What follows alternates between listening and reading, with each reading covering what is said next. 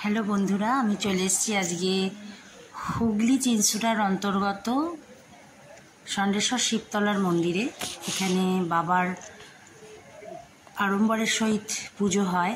তো এখানে কিছু কথা আমি তোমাদের বলবো, যেটা সংক্ষিপ্ত ইতিহাস। এই যে মূল মন্দির, খুব সুন্দর একটা মন্দির, দেখো তোমরা। এই যে চূড়ো, খুব সুন্দর মেন মন্দির। পুরো এটা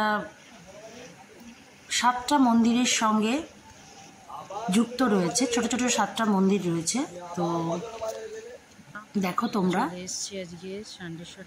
তো প্রায় 500 বছর আগের কথা, সম্রাট বাবরের রাজত্বকাল। ষণ্ঢেশ্বর জিউ শিব ঠাকুরের আবির্ভাবের সংক্ষিপ্ত ইতিহাস। শ্রী গোপালচন্দ্র হালদার, পিতা ফণীভূষণ হালদার, দিগম্বর হালদার বংশজাত 23তম পুরুষ। তো দিগম্বর হালদার পরপর 3 রাত্রি স্বপ্নাদেশ পেয়ে গঙ্গার জল থেকে শিব ঠাকুরকে তুলে প্রতিষ্ঠা করেন এখানে। ষণ্ঢেশ্বর বাবার আবির্ভাব দিবস রথের পর দিন।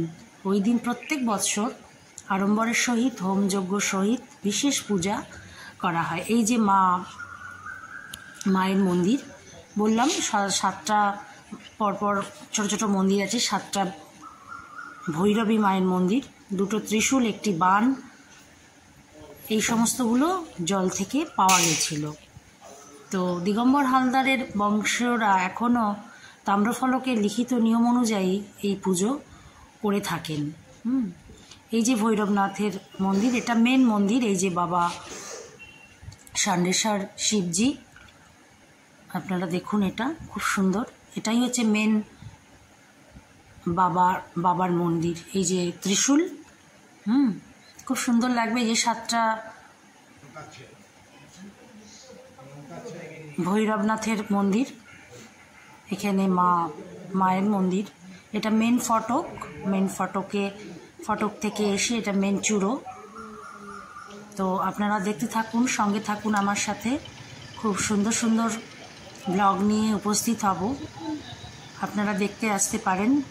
সামনেই মা গঙ্গা, এখানে আপনারা স্নানের ব্যবস্থা রয়েছে, স্নানও করা যাবে। আপনারা দেখতে আসুন, আরও সঙ্গে থাকুন আমার সাথে, দেখতে থাকুন। আরও সুন্দর সুন্দর ব্লগ নিয়ে আপনাদের সামনে উপস্থিত হব। আমি থাকবো আমি চাই বন্ধুরা তোমরা আমার সাথে থাকো।